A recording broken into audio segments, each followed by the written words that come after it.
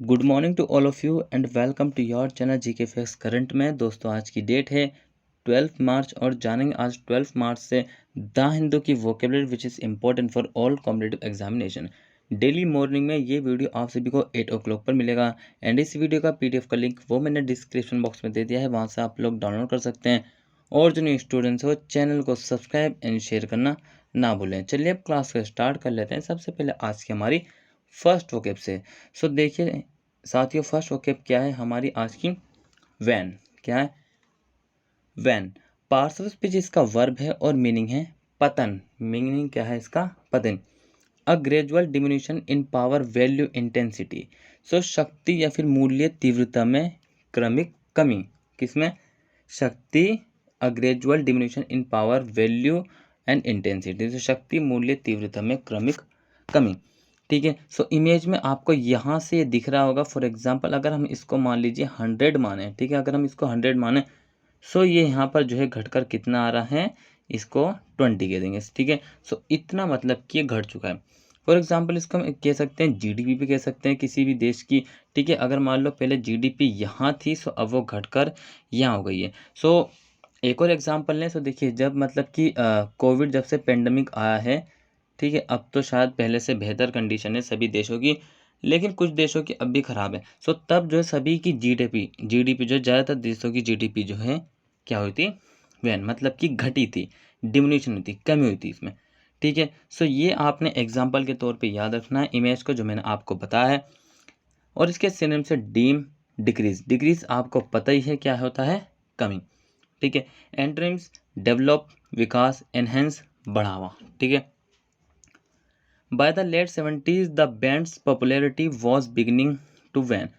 सो 70 के दशक के अंत तक बैंड की लोकप्रियता कम होने लगी थी। किसकी? 17 के मतलब कि 17 में जो है जो बैंड थी उसकी लोकप्रियता, पॉपुलैरिटी वो क्या होने थी? वैन होने लगी थी। ठीक है। सो फर्स्ट वन हमने वैन डिस्कस कर लिया। आई होप आप सभी को समझ में आया होगा। नेक्स्ट बात करते हैं कैटेस्ट्रॉफी। क्या है? कैटेस्ट्रॉफी। पार्ट्स ऑफ स्पीच इसका नाउन है और मीनिंग है तबाही। क्या है मीनिंग? तबाही। Any large and disastrous event of great in significance. So महान महत्व की कई बड़ी और विनाशकारी घटना। सो एक घटना हम कौन सी लेंगे? ये लेंगे डिजास्ट्रस, जो कि रूस और यूक्रेन की। किसकी? रूस और यूक्रेन की। ठीक है। सो उससे इसको रिलेट करके आप आसानी से जो है समझ सकते हैं। और सिनोनिम से इसका डिवेस्टेशंस, डिस्ट्रक्शंस, एंटोनिम से कंस्ट्रक्शन, क्रिएशन। ठीक है। कंस्ट्रक्शन का मतलब आपको पता है निर्माण, और क्रिएशन का मतलब उत्पन्न। My teenager needs to realise losing her lipstick. क्या? Losing her lipstick. So lipstick की ज़्यादा चिंता होती है गर्ल्स को। ठीक है। जो यूज़ करती हैं, बॉयज़ भी यूज़ करते हैं, ऐसी बात नहीं है। Is not a catastrophe. So मेरी किशोरी को ये महसूस करने की ज़रूरत है कि उसकी लिपस्टिक खोना कोई आपदा नहीं। सो भाई लिपस्टिक अगर क्लासरूम में खो गई है सो समझ लीजिए तबाही मचा देंगी जिनकी भी वो लिपस्टिक होगी। ठीक है। सो चलिए नेक्स्ट बात करते हैं। क्या है? नेक्स्ट है स्केप्टिसिज्म। क्या है? स्केप्टिसिज्म। ठीक है। इसका जो पार्ट्स ऑफ स्पीच इसका नाउन है और मीनिंग है संदेहवाद। क्या है? संदेहवाद मतलब कि डाउट की स्थिति। क्या है? डाउट की स्थिति। सो डाउट और डिसबिलीव, संदेह या फिर अविश्वास। अब देखिए यहाँ पर आपको इमेज में दिख रहा हो, एक तरफ फैक्ट्स लिखे, एक तरफ माइथ्स लिखा है। सो इसको समझ में नहीं आ रहा इस पर्सन को कि उसको किधर जाना चाहिए, माइथ्स की तरफ जाना चाहिए या फिर फैक्ट्स की तरफ नहीं। इसी को बोलते हैं स्केप्टिसिज्म। ठीक है। और इसके सिनोनिम से एप्रीहेंशन और एंटोनिम्स से बिलीव। ठीक है। क्या है? Antonyms believe. ठीक है।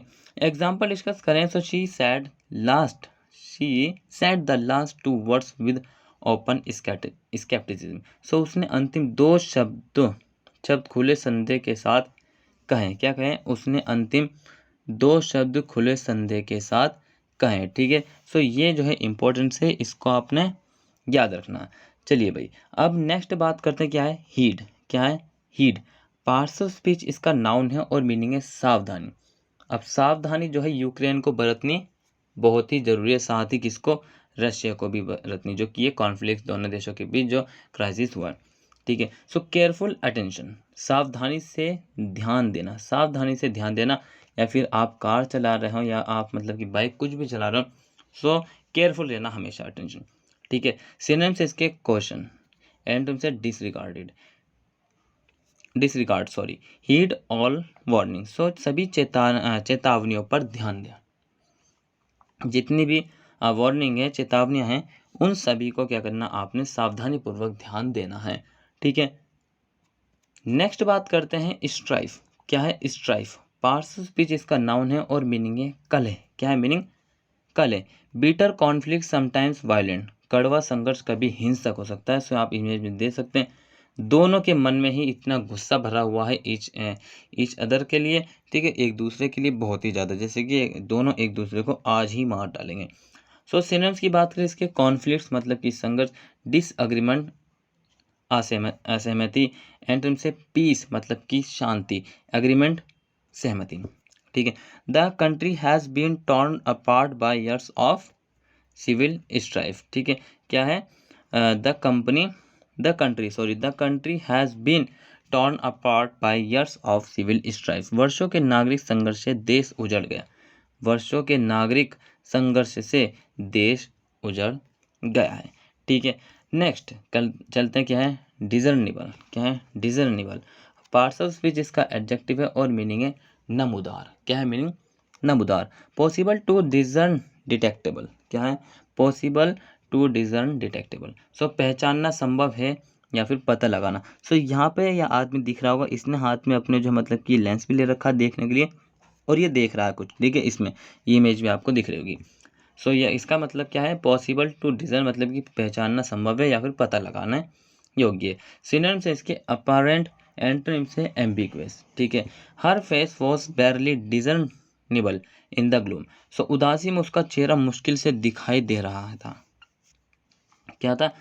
Her face was barely discernible in the gloom, so उदासी में जो है उसका चेहरा मुश्किल से दिखाई दे रहा था, ठीक है। सो यहाँ तक आई होप आप सभी को समझ में आया होगा।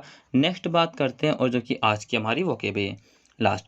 सो लास्ट वोकेब है आज के दिन की, देखिए इंडिजिनस। क्या है? इंडिजिनस। पार्ट्स ऑफ स्पीच इसका एडजेक्टिव है और मीनिंग है स्वदेशी। क्या है मीनिंग? स्वदेशी। Of or relating to the native inhabitants of a land, of or relating to the native inhabitants of a land, so किसी देश के मूल निवासियों का या उससे संबंधित। सो आपने देखा होगा किसी मान लीजिए अन्य देश से हैं ऐसे, तो मतलब कि ज़्यादातर कहाँ पर दिखते हैं? साउथ अफ्रीका में दिखते हैं।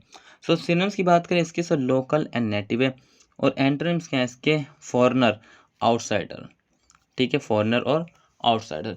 ईजी है इसलिए ये आपको मतलब कि मैंने जो इमेज लगाया है, आपने इसको जरूर अपने जो है माइंड में सेट करना है, ठीक है। Their hostile look showed that he was unwelcome, उनके शत्रुतापूर्ण रूप से पता चला कि वे अवांछित था।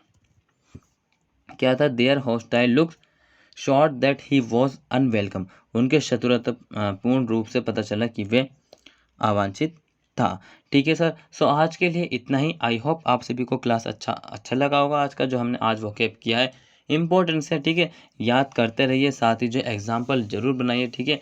एग्जाम्पल बनाना मोस्ट इम्पोर्टेंट है आपके लिए, ताकि आप मतलब कि इंग्लिश में परफेक्ट नहीं तो कम से कम इतने तो सीख लीजिए कि आपको दूसरों का मोहताज ना बनना पड़े कहीं पर जाके, कि आप कहीं पर कुछ इंग्लिश में पढ़ें, सो उसको खुद से जो है सेल्फ अंडरस्टैंड कर लें, ठीक है। So till then take care, all the best, have a nice day, thank you for watching this video all of you. जय हिंद।